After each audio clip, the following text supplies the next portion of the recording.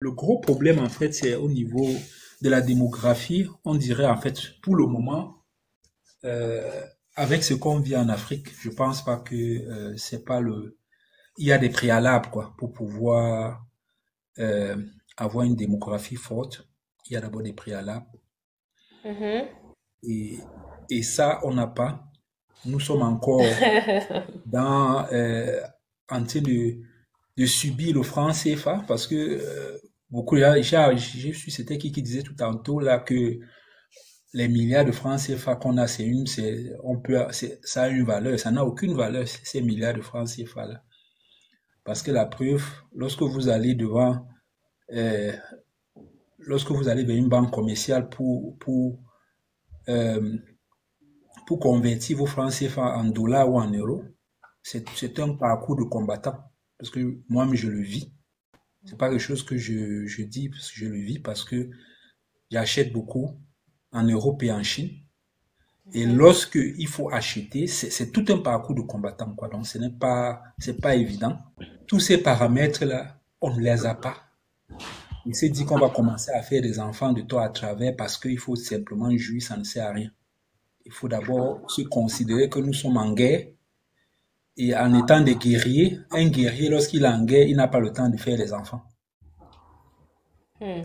Il va d'abord en guerre et le peu qu'il a, il essaie d'abord de les sécuriser et lui-même il va en guerre, quoi. Également, la diaspora, comme je dis toujours, doit tout faire pour s'imprégner, pour revenir et entrer dans le jeu. Parce que c'est un jeu.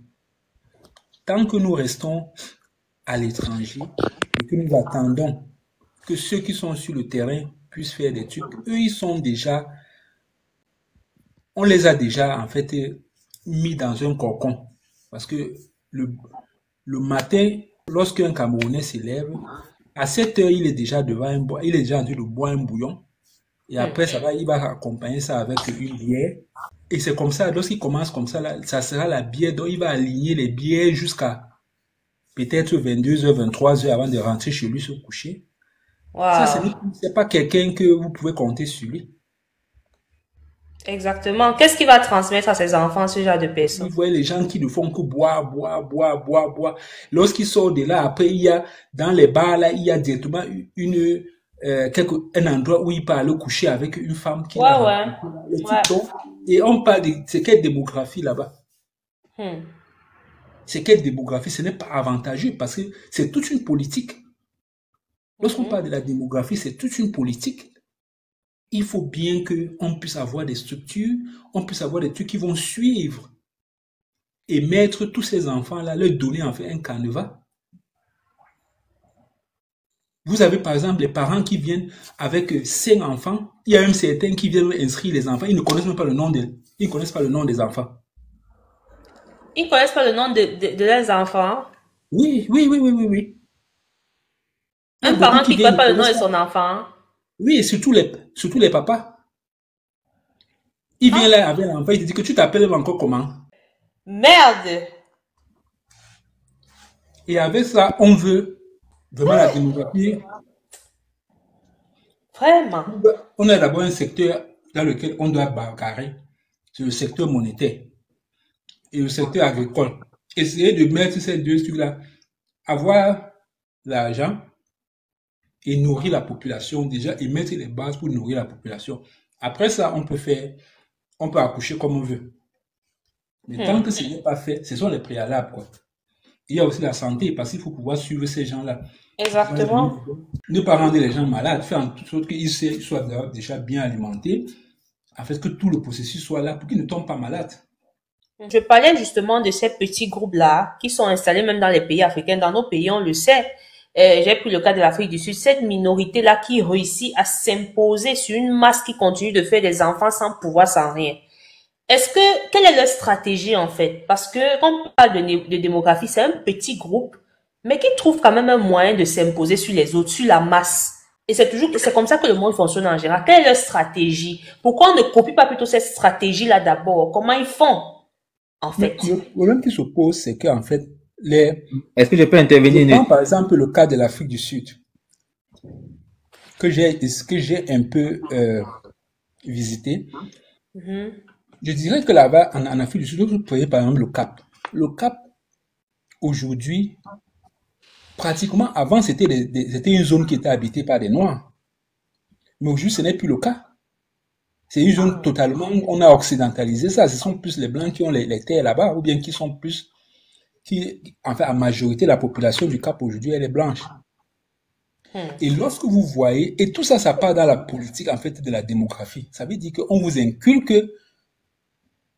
cette domination-là, déjà, dès le bas âge, même l'enfant, lui, sait. Même dans l'hymne national qu'on chante. Lorsque l'hymne national de l'Allemagne, on vous dit, par exemple, pour eux, ils sont les super dans le monde. Vous allez voir les Chinois, ils vont vous dire qu'ils sont les super. Ils sont le centre du monde. Les Russes vont vous dire qu'ils sont super. L'Hollandais va te dire que lui, il est. C'est un peu ça. Mais l'Africain, l'enfant, quand on va accoucher, il se lève, il voit un père qui est toujours en train de boire, un père qui rentre sous là, il est toujours sous.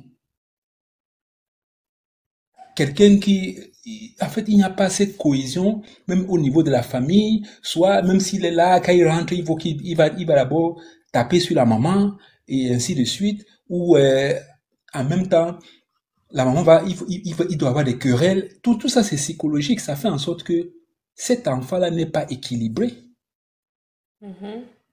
Donc, c'est normal que le petit blanc ou bien n'importe qui va arriver là va dominer. Il va dominer sur lui. Dans le cadre même dans lequel l'enfant grandit, le mindset qu'on lui inculque, parce que justement, monsieur, j'ai vu de certains reportages là-bas, la ville d'Orania, par exemple, ils ont un programme spécifique pour leurs enfants. Ils s'amusent pas avec la formation, avec l'éducation, hein.